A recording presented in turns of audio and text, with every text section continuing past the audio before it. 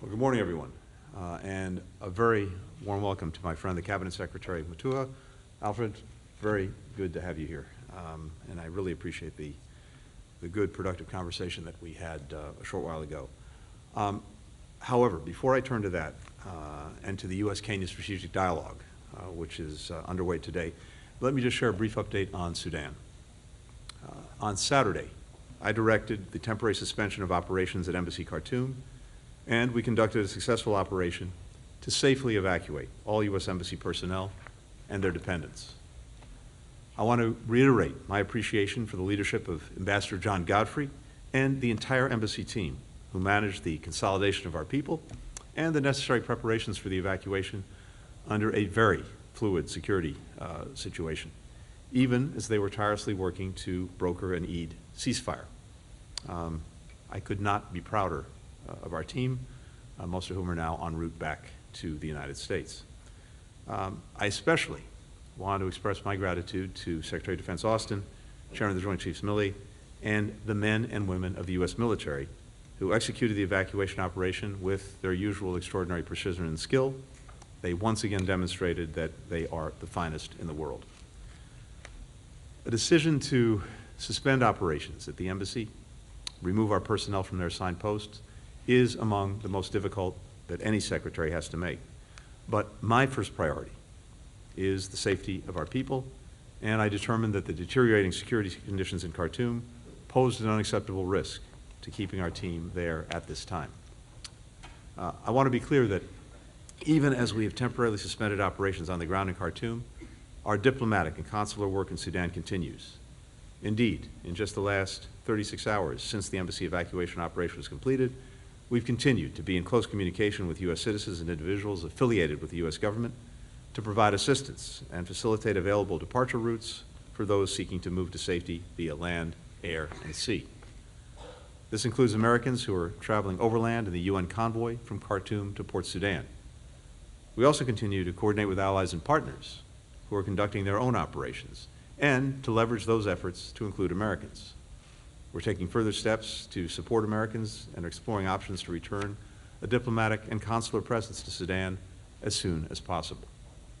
We've also continued to engage directly with General Burhan and General Hamedi to press them to extend and expand the Eid ceasefire to a sustainable cessation of hostilities that prevents further violence and upholds humanitarian obligations. The Sudanese people are not giving up on their aspirations for a secure, free, and democratic future. Neither will we. The United States will work with all parties in coordination with regional and international partners to bring an end to the fighting and a return to the transition to a civilian government. Kenya, under President Ruto, has been a strong partner in this effort. And indeed, Kenya is a security leader throughout the region. That's evident not only in its commitment to resolving the current crisis in Sudan, but also in its support for United Nations and African Union peacekeeping efforts and the counterterrorism mission in Somalia, in its partnership to reach the November 2nd cessation of hostilities agreement in Ethiopia, and in its stewardship of the Nairobi process to advance peace and stability in the Democratic Republic of Congo. And over the last 2 years, its tenure on the UN Security Council, Kenya has consistently stood up for the UN Charter and focused members on addressing the humanitarian and human rights crises across the continent and beyond. Beyond peace and security, Kenya and the United States are partnering on a wide range of issues, and that's reflected in the breadth of topics that we're tackling in this strategic dialogue. One of the major focuses we had today is public health, an area in which Kenya is demonstrating its potential to be a regional and indeed a global leader. The United States is supporting Kenyan-led vaccine production, including through Moderna's $500 million investment in a new manufacturing facility near Nairobi, which will produce mRNA vaccines to tackle viruses from COVID-19 to Ebola, from RSV to HIV. Kenya remains at the forefront of the global HIV response. Today, that's nearly reached, and has nearly reached, its 95, 95, 95 targets. Diagnose 95% of all HIV-positive individuals, provide antiretroviral therapy for 95% of those diagnosed, and achieve viral suppression for 95% of those treated. That is a tremendous milestone. that is saving countless lives. And we're proud to have supported this effort over 2 decades with PEPFAR as it's been operating in Kenya. Now, we're building on that success by moving to a Kenyan-owned, Kenyan-driven, and Kenyan-funded framework that will position the country to achieve sustained HIV epidemic control by 2025. Health security and food security are closely intertwined. We've heard loudly and clearly from African leaders that emergency aid cannot be the only solution. So, we're investing in sustainable, long-term African food production. That includes our work with the AU and the UN to invest in nutritious, climate-resilient crops and develop climate-smart agriculture. And it includes mobilizing the private sector in that effort. President Ruto recently announced 14 investments valued at over $150 million by private firms in Kenya's agro-industrial productivity. In total, these new partnerships will create over 20,000 Kenyan jobs, boost incomes for more than 1 million smallholder farmers, and increase sales and exports by over $130 million, while, of course, dramatically increasing local crop production and reducing malnutrition. U.S. companies are eager to invest in Kenya's success. We're committed to supporting U.S. investment in Kenya, particularly in key sectors like information and communications technologies, agriculture, renewable energy, which will help Kenya achieve its goal of reaching upper middle income status by 2030, while creating jobs and opportunity for people in both our countries. Finally, we're discussing through the strategic dialogue how the United States can continue to support Kenya's democratic progress. Its recent free and fair elections and orderly and peaceful transition of power are a model for the region, demonstrating the commitment of its people, civil society, and leaders to transparent governance that is accountable to its citizens. So we made a lot of progress, and we're proud of it. And we have a lot on the agenda today. And as with all of our strategic dialogues, particularly with Kenya, the work of today is also the work of the 364 days that follow. This is an effort that takes place day in, day out between our governments, between our officials, between our experts, but also between our private sectors, our civil societies, our citizens, building, strengthening a partnership between our countries. I want to thank the Cabinet Secretary for his commitment to advancing this agenda. And Alfred, the floor is yours. Thank you very much, Secretary Blinken. I'm very happy to be here with my team, and I want to thank you for the warm welcome that you've given to us and the hospitality. In this strategic dialogue that is very important for both our countries, and not just both our countries, but also the African continent. Let me start by where you finished, and that is the issue of democracy. Kenya prides itself to be a democratic country that believes in the rights of the people to be able to go to the ballot box and choose their leaders and to live in a stable country where there's economic growth. And we want to thank the United States for the support you've given us over the years in ensuring that we have a democratic country. And we will continue expounding the views and the principles and philosophies of true democracy as it is, and stability in the region. Kenya is open for business, as we usually say. You know, we are moving into an era where we are saying we want more trade, not aid. Kenya is well placed in the African continent to be a hub for American investors. In the African continent, we now have the Africa Continental Free Trade Area with a population of 1.3 billion people. When you come and invest in Kenya, it means you're investing in the continent of Africa. You're able to supply your goods. You're coming from a hub that can able to help you. We have worked very closely with American companies, and we had a very good Chamber of Commerce meeting in Nairobi where a raft of new initiatives were announced to enable people to be able to, American firms to be able to come and invest in Kenya. So welcome Americans to come and invest in Kenya as we continue. In the area of our cooperation in strategic dialogue, it mentioned Moderna as a company that is about to break ground in Kenya. We welcome more companies to come to Kenya because we've always been very good partners, and we'll continue working well together.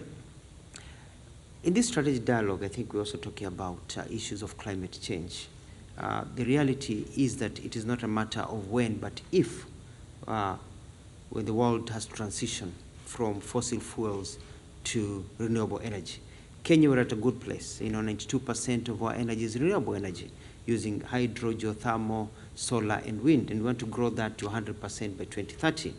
And we want to work with American firms and American government towards supporting the production of green hydrogen, which is what the future will need. So we have looked at the past. We have fossil fuels. We've decided not to tap into them because the environment is very important. We have to protect now for future. Otherwise, the world will not be in a very, very good place. So we want to be able to work together in those many ways.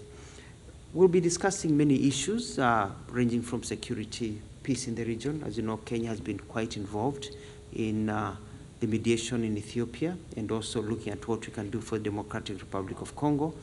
COVID has taught us that what happens in one part of the world will have an influence or an impact on what happens in the rest of the world.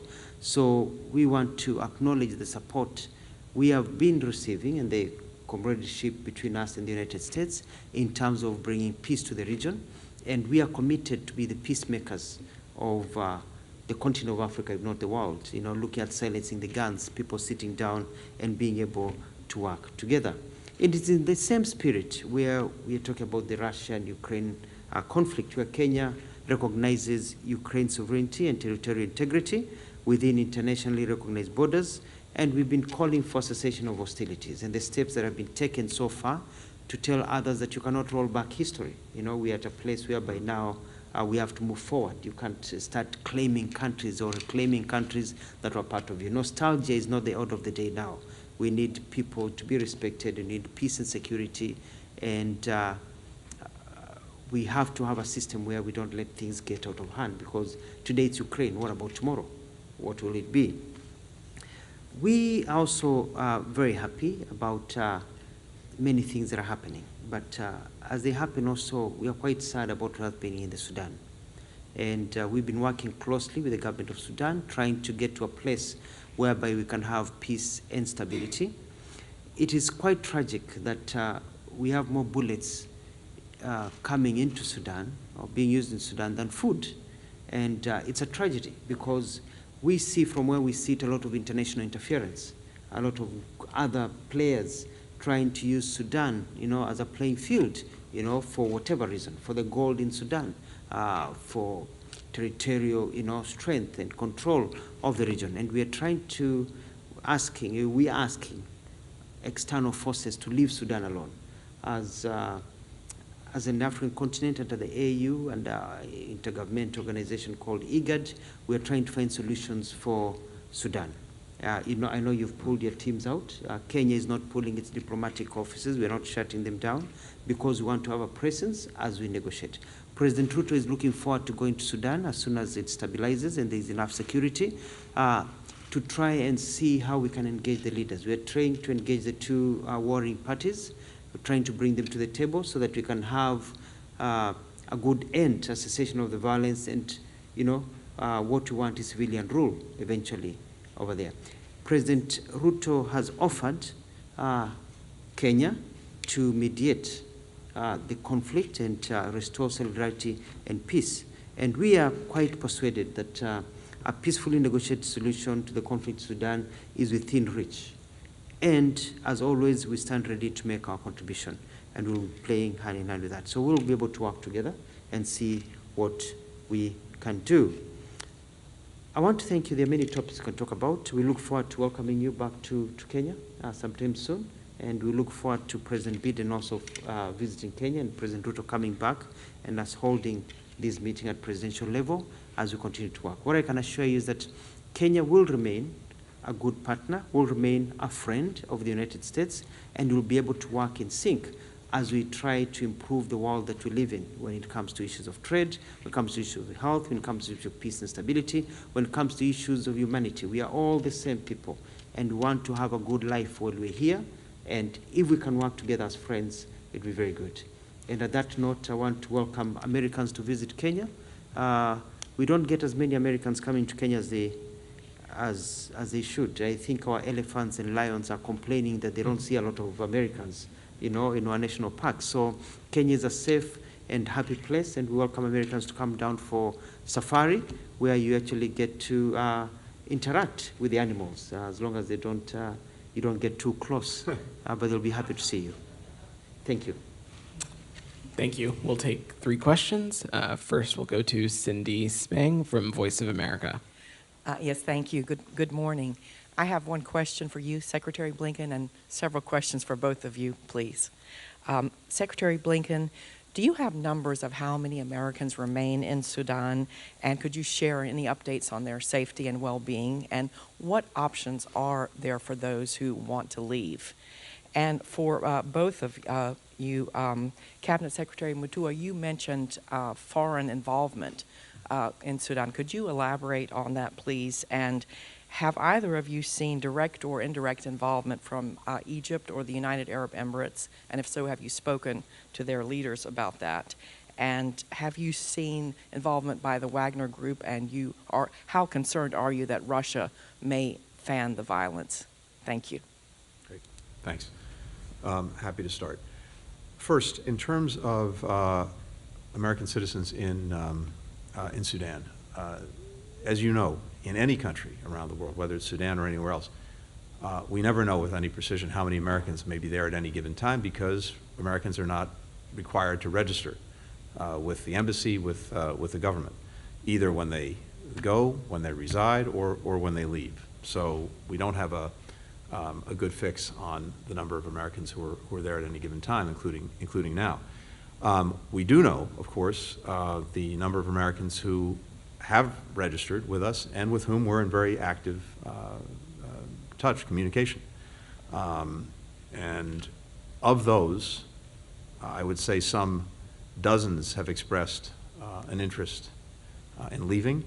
And as I mentioned just a few moments ago, even with the withdrawal of our embassy personnel from Sudan, our efforts to provide services to American citizens who are there, consular services, other services, advice continues, and we're in regular communication with American citizens.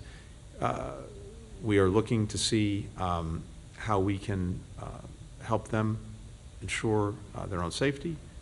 We have been working with allies and with partners to do as much as we can to enable them to find their way out if that's what they choose to do.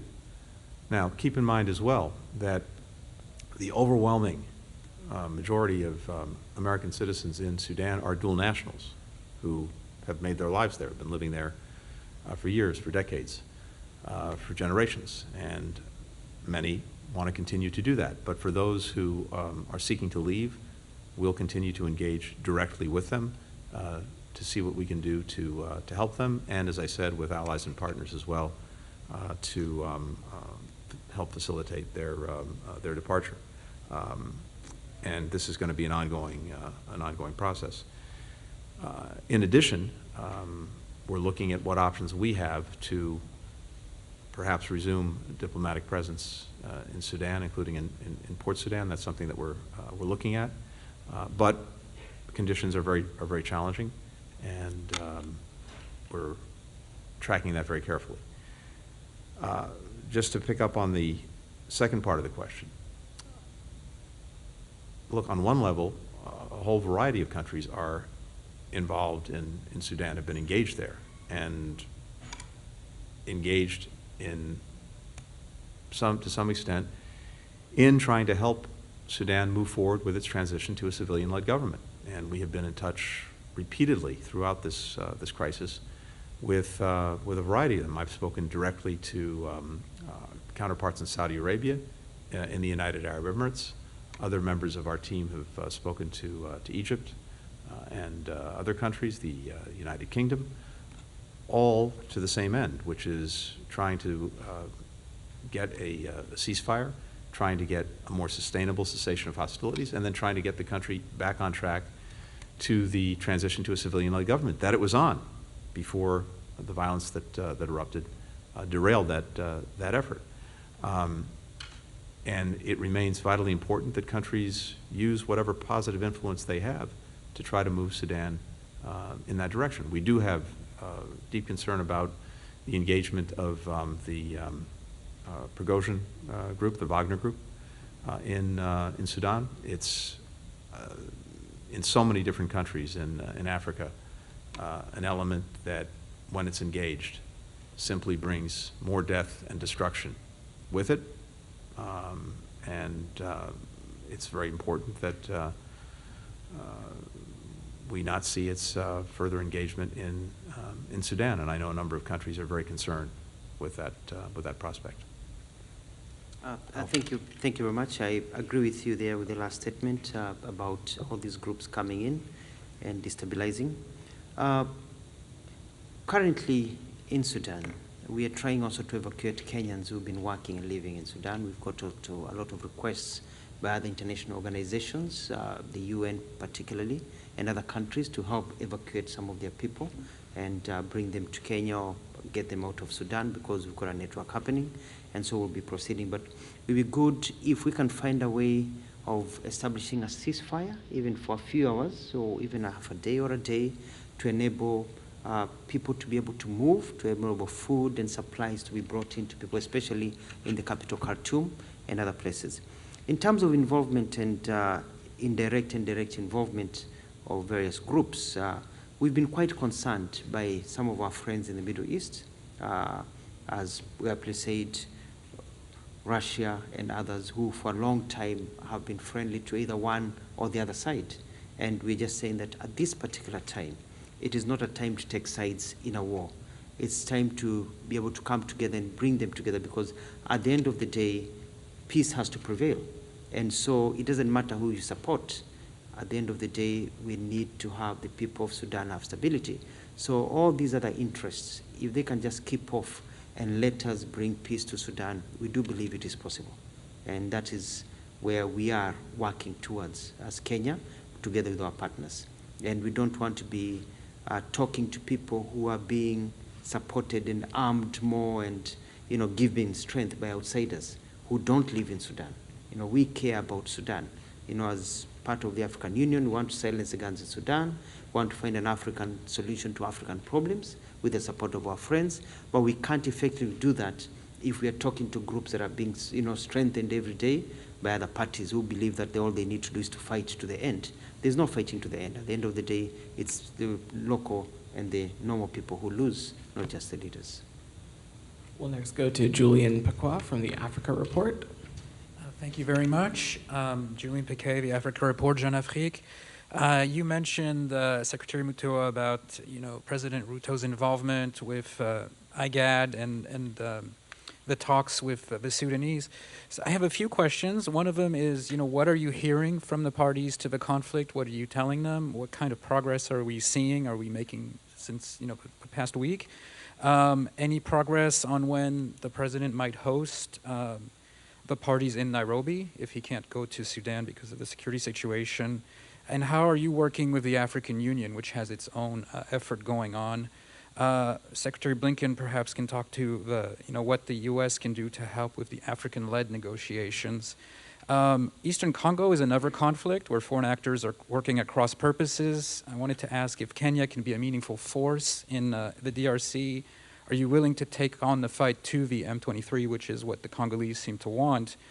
And can you tell us what the latest is with negotiations to renew the mandate of the East Africa Community Regional Force? And here as well, what role can the U.S. play? And then finally on trade, perhaps we can talk about agriculture specifically, which is a very big deal to the Kenyans, obviously. What kind of progress are we making in the bilateral talks on agriculture and particularly U.S. GMO exports to your country? Thank you so much. Thank you very much. As members of IGAD, we have decided to be at the forefront in finding a solution to all these problems. We do believe that we're at a good place because the two warring leaders are talking to us. So that's a good sign. They're not, when they're being talked to, they're talking back, and we're able to open the channels of communication. The fighting is still going on in Sudan, but we just feel that at least we have an entryway. They have not locked themselves up and shut their ears to the world. They're listening to the world, and they know the pressure that is being felt around them. Our president is ready. We have said that Kenya is ready at any moment's notice, even if our president may not be able to go there immediately. We're ready to start discussions, and that's a message we are communicating to them, is that send us part of your teams. Let's start talking about what needs to be achieved, because there's a reason they are fighting. They're fighting because they can't agree about something, and we need to be able to sort out what they can't agree about, find a common agreeable, ground, and then be able to move forward. And this is also under the auspices of the African Union. The African Union had a ministerial meeting where they called a session of fighting, where they called for dialogue, and so this is part of the process. What we're doing as Kenya is that we're not just going to wait. We are saying we've stuck our necks out and saying we can provide a solution. We've been in this game for some time. We've kind of have a bit of experience on how these things are done, and we love the people of Sudan so much that we say that we are ready to commit ourselves to hosting a mediation between the two of you, the two warring groups, and trying to find a solution so that the innocent people of Sudan, great people of Sudan, who are suffering, can have this burden lifted from them. In terms of Eastern Congo, yes, our troops are on the ground, and it's not about us fighting the M23. We are not there to fight M23 or to fight anybody. We are there to provide a corridor that allows the groups that are fighting the Congolese government and the ones that are being fought by the Congolese government to have a sense of security, feel that they can start, they can start putting down their guns and getting to the table and be able to negotiate. It is important to note that M23 has been in operation for over 30 years. It is not just a simple problem that just started yesterday. So we are working together, and the Nairobi processes are still going on. Process still going on. We have Nairobi 4 coming up, and so we are fully engaged. And there are different meetings being called this coming month to try and sort out the issue.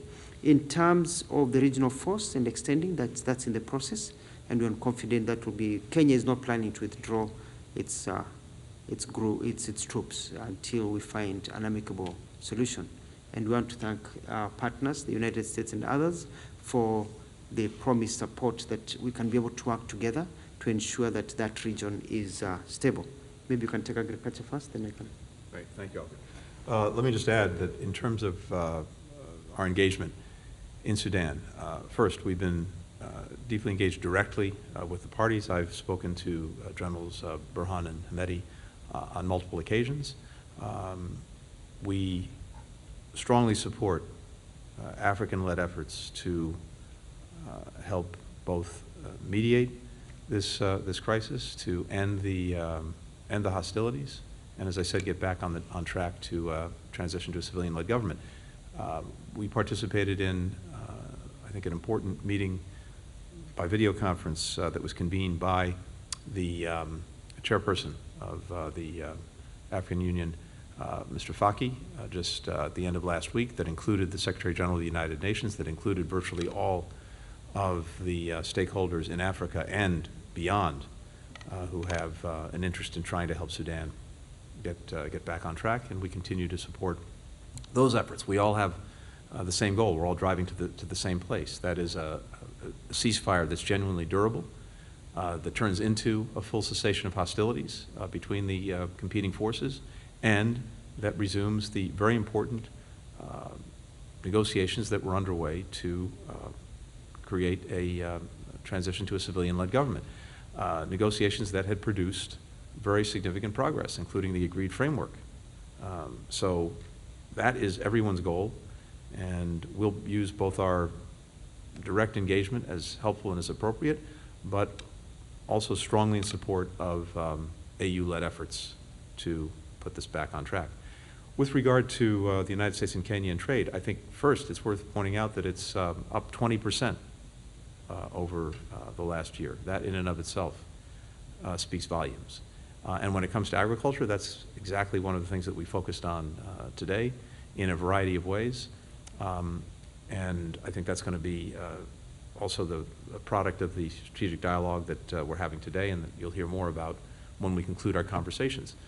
One of the things that we talked about, and this has been part of an ongoing conversation, is, of course, Kenya is on the receiving end of an acute food insecurity challenge, like many other countries in Africa and beyond. And we've seen an almost perfect storm that's emerged, the combination of climate change, of COVID, and of conflict, including the Russian aggression against Ukraine, all of which have contributed dramatically to rising food insecurity in Africa and beyond. We have been deeply and intensely engaged in meeting this challenge. If you go back to February of last year, when Russia invaded Ukraine again. We've provided, since then, about $13.5 billion toward building greater food security, including direct assistance to Kenya and to many other countries. The United States has provided about 75% of the United Nations appeal for Kenya when it comes to food security. But for all of the efforts that we and other countries are making in partnership with Kenya and other friends to address the immediate crisis, we're equally focused on helping countries build sustainable, long-term, productive capacity themselves. That is fundamentally the answer to the challenge. And I think there's tremendous opportunity there, including in the work that we're doing with Kenya. One aspect of that is making sure that using remarkable technology that we've developed over recent years, that two things are addressed: the health and strength of soil and the resilience of seeds. We have the capacity to basically map soil anywhere to determine whether it's strong or not and needs help. We also have remarkable technology when it comes to seeds to make sure that they are much more resilient to climate change, to droughts, to extreme conditions. And this is one of the things that we're working on with Kenya, as well as building out the entire production infrastructure that's also vital to making sure that there's genuine food security. So this is very much part of our dialogue. It's part of our ongoing conversation. And I expect you'll see more on that in both today and in the months to come. Thank you very much. Just to add on to issues of agriculture, and this is where, with the impact of climate change, I think it's a lesson to all of us that we can't keep on relying on rain-fed agriculture.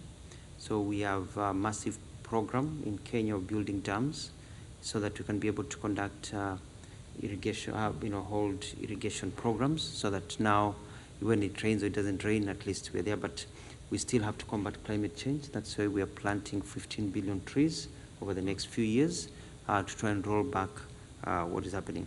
Agriculture in our region will only thrive if our farmers feel that they need to use it for economic reasons. Agriculture is not only for food, because when a farmer grows crops, that farmer sells those crops, eats some and sells the crops, and gets money for school fees, for building, for their car, etc., etc. So to us, we're looking at agriculture as also an economic issue. And that's why we're talking about value addition in the conversation we're talking about, getting our products here. I can say with no fear of contradiction that Kenya has the best tea and coffee in the world.